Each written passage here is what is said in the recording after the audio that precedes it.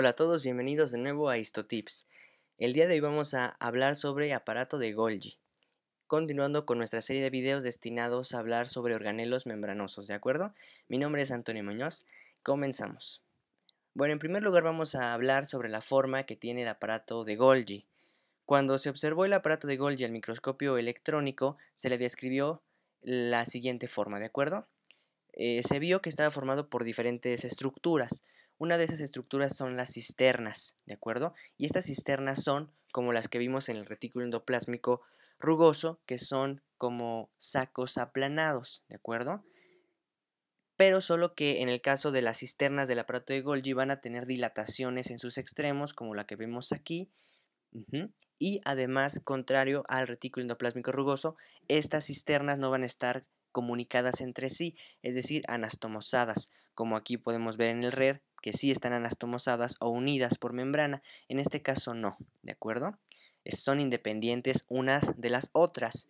Y se dice que van a estar apiladas, ¿de acuerdo? No van a estar anastomosadas, pero sí van a estar apiladas unas sobre otras o una detrás de otra, ¿de acuerdo?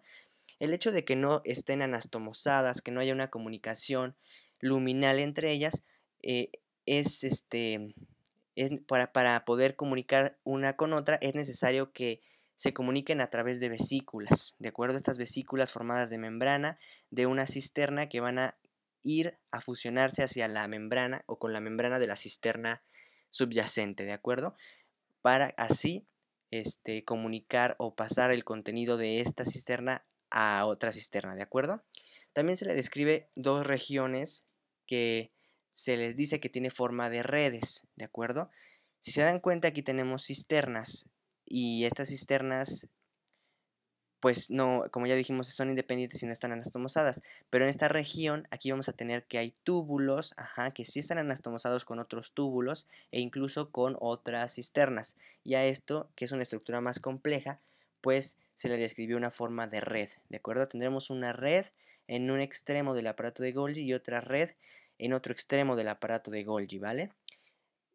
Algo también muy importante es que estas cisternas pueden ser hasta 20 o 30, ¿de acuerdo? Pero para fines prácticos, explicativos, en este esquema solamente se representan 3, pero quédense con que pueden ser de 20 a 30, ¿de acuerdo? Bueno,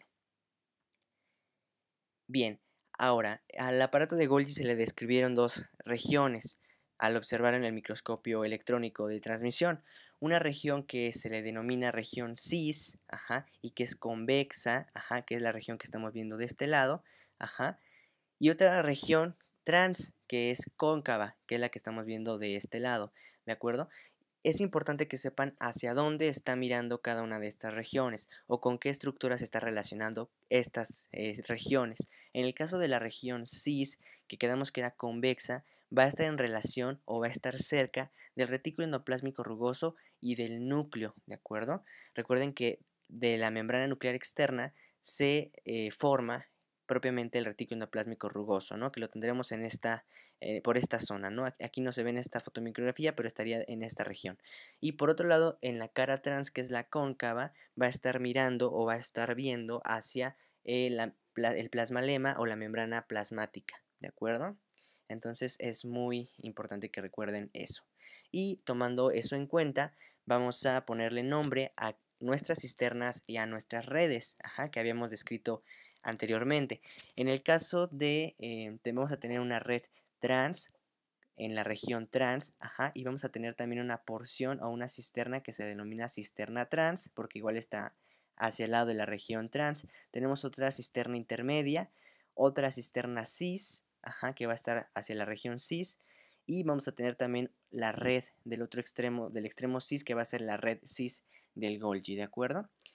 Y cada una de estas partes que acabamos de describir van a tener una función diferente, ¿de acuerdo? Vamos a hablar cada una de estas funciones. Empezando por, pues, por la parte de abajo. Entonces, la red cis del Golgi va a tener como función recibir las vesículas que vienen del retículo endoplásmico rugoso. ¿Se acuerdan? De esta parte de transición del retículo endoplásmico rugoso, ¿de acuerdo? Y esas vesículas van a llegar a esta red cis del Golgi. También aquí va a haber en su membrana de esta red de cis unas enzimas que son fosfatasas, es decir, que agregan grupos fosfatos. Y vamos a ver que una vez que llegan en estas vesículas vienen proteínas que vienen del retículo endoplásmico rugoso. Y recordemos que las proteínas que vienen del retículo endoplásmico rugoso, aquí en el retículo endoplásmico rugoso se les agregó un oligosacárido, es decir, son glucoproteínas. Estas glucoproteínas, cuando lleguen aquí, algunas de ellas, específicamente las enzimas lisosomales, las que son glucoproteínas, pero esas enzimas lisosomales van a ser fosforiladas en esta región y van a pasar a ser su manosa del oligosacárido que tienen pegado, va a ser manosa 6-fosfato. Esto es muy importante porque vamos a ver que gracias a que se les fosforiló, van a saber el aparato de Golgi que esas enzimas lisosomales van a ser los lisosomas. Si no tuvieran esta fosforilación, no las enviaría el aparato de Golgi hacia los lisosomas. Por eso es muy importante. Vamos a enfatizar este punto más adelante, no se preocupen, cuando hablemos de lisosomas. Y bueno, vamos a ver también después que en la cara cis del Golgi, ya propiamente hablando de las cisternas, va a haber otras enzimas que son glucosidasas, es decir, estas van a eliminar eh, carbohidratos de esa cadena de oligosacáridos. En la porción intermedia va a haber glucotransferasas, glucosidasas. Las glucotransferasas van a agregar carbohidratos a los oligosacáridos. En la cara atrás del Golgi vamos a tener también otras enzimas, glucotransferasas, ¿de acuerdo? Eso no es tan importante. Lo importante es saber dónde se lleva a cabo la fosforilación y ver también la función de la red trans de Golgi. En la red trans de Golgi vamos a ver que se van a formar aquí dos cosas muy importantes. Por un lado se van a formar los lisosomas, y estos lisosomas solamente van a tener dentro pues a las enzimas lisosomales que en esta parte se fosforilaron y también van a poder formarse a partir de la red trans del Golgi las vesículas secretoras con las proteínas que van a salir de la célula y que se van a exportar hacia el espacio extracelular. ¿De acuerdo? Entonces, esas son más o menos las funciones que hay que recordar de cada una de las partes del aparato de Golgi. Pero bueno, el aparato de Golgi ya vimos que tiene una estrecha relación con el retículo endoplásmico rugoso. Siempre que haya un retículo endoplásmico rugoso desarrollado en las células, va a haber también un aparato de Golgi desarrollado, porque es necesario que las proteínas que se sintetizaron en los ribosomas del RER pasen por el aparato de Golgi y que el aparato de Golgi después distribuya esas proteínas ya sea hacia los lisosomas o ya sea hacia las vesículas secretoras, ¿de acuerdo? Solamente tiene esos dos lugares a donde mandarlas. Y estas vesículas secretoras vamos a ver después que van a irse hacia el espacio extracelular y así, ¿vale? Bueno, vamos a ver que el aparato de Golgi va a estar presente en todas las células, ¿de acuerdo? Pero va a ser más abundante en donde haya un abundante retículo endoplásmico rugoso, es decir, en las células que tengan una gran función de secreción de proteínas extracelulares, ¿de acuerdo? Bueno, el aparato de Golgi, algo muy importante y es el primer histotip del día, es que no se va a teñir con H y E. Entonces no vamos a poder verlo nunca con una tinción de H y E. Es por eso que se forma un fenómeno que se conoce como la imagen negativa de Golgi. Aquí en este caso tenemos una célula plasmática y es esta célula plasmática que produce muchísimas proteínas de exportación, ¿de acuerdo? Proteínas que salen al espacio extracelular, en este caso inmunoglobulinas o anticuerpos. Por lo tanto podemos ver que su citoplasma pues es muy basófilo por la gran presencia de retículo endoplásmico rugoso y vamos a ver que aquí, esta parte de aquí, aquí se encuentra el aparato de Golgi, pero como no se tiñe con hematoxilina ni con eosina, pues se ve una zona blanca y eso se le denomina imagen negativa de Golgi. Entonces es muy importante recordar que no vamos a poder verlo con HY. Por lo tanto, pues tenemos una técnica que es la técnica de Dafano, que utiliza impregnaciones metálicas y aquí sí que vamos a poder observar el aparato de Golgi en el microscopio óptico. No es necesario verlo al microscopio electrónico, sino en el microscopio óptico con la técnica de Dafano, que es la que podemos ver aquí, ¿de acuerdo? Más adelante vamos a hablar de ella. Y en el microscopio electrónico, pues claro que sí se puede observar porque por medio de observar al microscopio electrónico de transmisión pudimos conocer su estructura, ¿de acuerdo? Que es la que ya platicamos. Ahora, enfatizando un poquito más sobre las funciones del aparato de Golgi, vamos a ver que tiene como funciones, en primer lugar, la modificación de las proteínas, es decir, modificaciones post-traduccionales. Recuerden que la traducción pues es propiamente la síntesis de proteínas cuando pasamos de RNA mensajero a proteínas, y por lo tanto post significa después. Entonces vamos a modificar esas proteínas después de que se tradujeran, ¿de acuerdo? Por eso es modificación post-traduccional. ¿Qué tipo de modificación? Pues las que ya mencionamos, ¿no? Puede ser que se les realizar fosforilación, que se les quite carbohidratos, que se le agreguen carbohidratos, ¿de acuerdo? También puede haber hidroxilaciones, todo este tipo de modificaciones de proteínas se realizan aquí en el aparato de Golgi. También va a haber síntesis de polisacáridos, es decir, de cadenas muy grandes de azúcares que se van a denominar glucosaminoglucanos y que van a ser muy importantes para formar la matriz extracelular, que veremos después en su momento.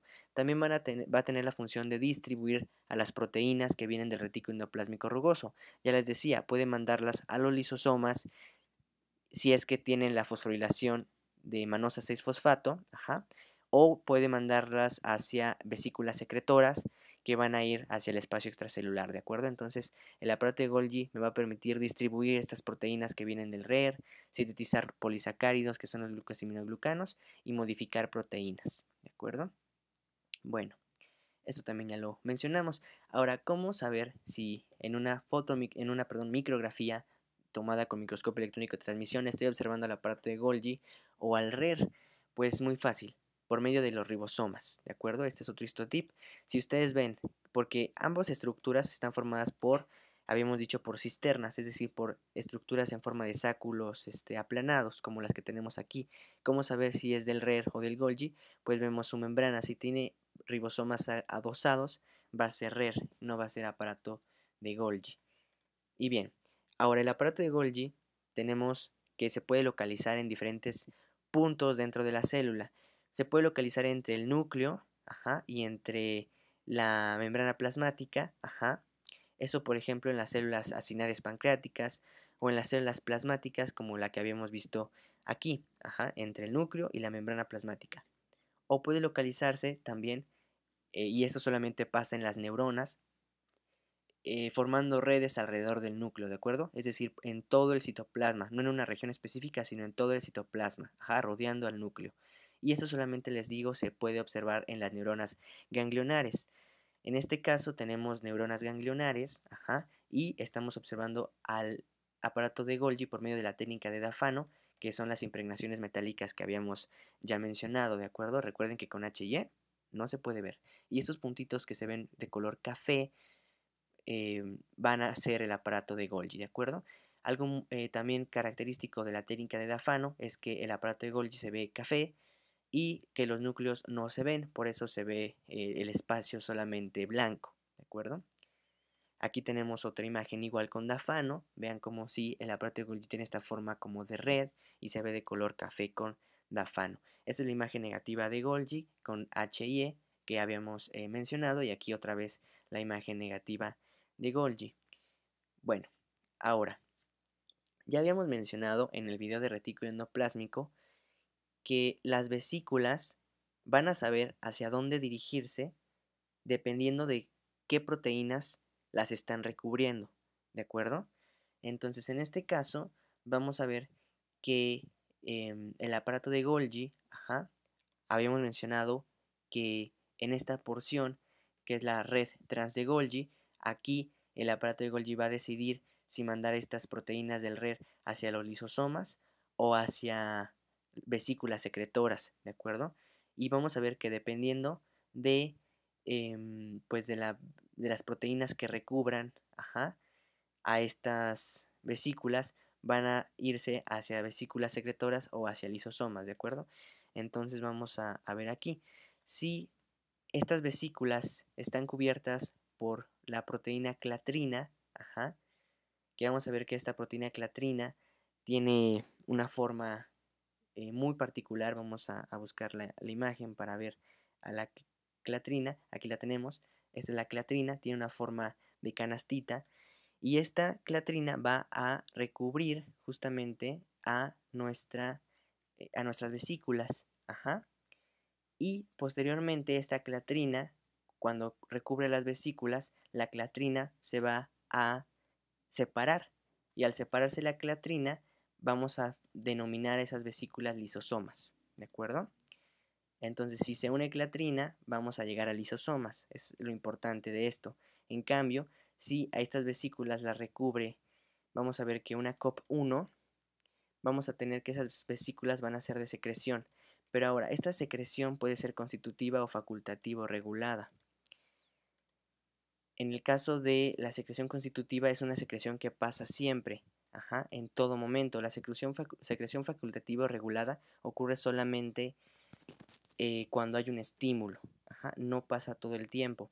Vamos a ver que estas vesículas secretoras, si la vesícula secretora se rodea por COP1, va a ser una vesícula de secreción constitutiva, y si se rodea por clatrina, va a ser una secreción facultativa o regulada, ¿de acuerdo? En este caso, las vesículas de secreción regulada o facultativa no van a perder nunca su recubrimiento de clatrina. En cambio, aquí vamos a ver que los lisosomas sí pierden su recubrimiento de clatrina, ¿de acuerdo?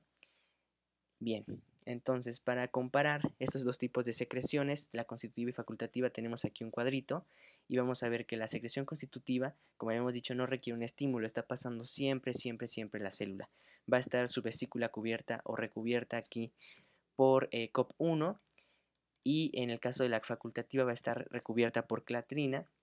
Y aquí sí se requiere un estímulo, principalmente va a ser un ligando, un neurotransmisor o una hormona que se una a la célula, y que esta unión de esa hormona con la célula estimule a la célula para que secrete estas proteínas, ¿de acuerdo?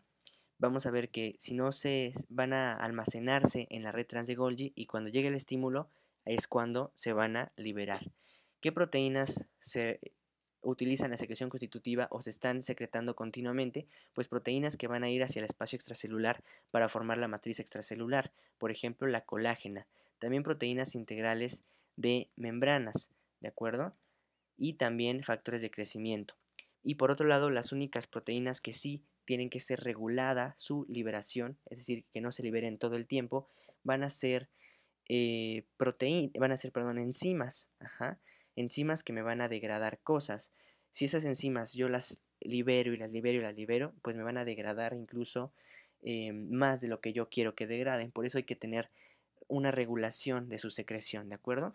Y muchas de estas enzimas se liberan como zimógenos, es decir, como enzimas inactivas. Un zimógeno es una enzima inactiva, y normalmente termina con la terminación de zimógeno, que es geno. El ejemplo es el pepsinógeno. El pepsinógeno es sintetizado por unas células del estómago, que son las células principales. Este pepsinógeno, cuando se libera al estómago y entra en contacto con el ácido clorhídrico, se vuelve pepsina, y esta pepsina ya es propiamente la enzima que me va a degradar las proteínas y todo eso, ¿de acuerdo? Ejemplos de células de secreción constitutiva, es decir, que siempre están secretando proteínas, van a ser los fibroblastos, y lo veremos en el tema de tejido conectivo. En el caso de las células que tienen una secreción facultativa o regulada, pues van a ser células endocrinas que van a secretar hormonas esteroideas, es decir, van a secretar hormonas esteroideas cuando hay un estímulo. Cuando no hay un estímulo, pues no. Las células acinares pancreáticas y las células principales del estómago también lo van a realizar, ¿de acuerdo? Bien. Bueno, finalmente vamos a hablar sobre los gránulos secretores, estos que se forman a partir del aparato de Golgi, del aparato de Golgi. En el microscopio electrónico se van a ver electrodensos, es decir, van a ser unas bolitas rodeadas de membrana, y adentro van a verse electrodensos por la gran cantidad de proteínas que están aquí adentro y que se van a liberar después al espacio extracelular. En el microscopio óptico, por otro lado, como adentro de aquí tenemos proteínas, recuerden que las proteínas se unen con la eosina, por lo tanto van a verse rositas en una tinción con HY. Aquí tenemos una célula acinar pancreática, donde tenemos una basofilia basal dada por el retículo endoplásmico rugoso, por los ribosomas de este retículo endoplásmico rugoso, y en la parte de apical vamos a tener un montón de vesículas secretoras. Y estas vesículas secretoras, como tienen proteínas y se tiñen con eosina, pues van a presentar en esta región una acidofilia, ¿de acuerdo? Entonces, esta célula acinar pancreática es muy buen ejemplo para ver cómo se tiñen los gránulos secretores en comparación al retículo endoplásmico rugoso. Recuerden que el aparato de Golgi no se tiñe con H y E, por eso no se ve ahí. Finalmente vamos a ver un concepto muy importante. Cuando yo tengo que del aparato de Golgi, digamos que es el aparato de Golgi, y se forma una vesícula, que es la que podemos ver aquí, y esta vesícula después se fusiona con la membrana plasmática, que sería, por ejemplo, esta, ajá.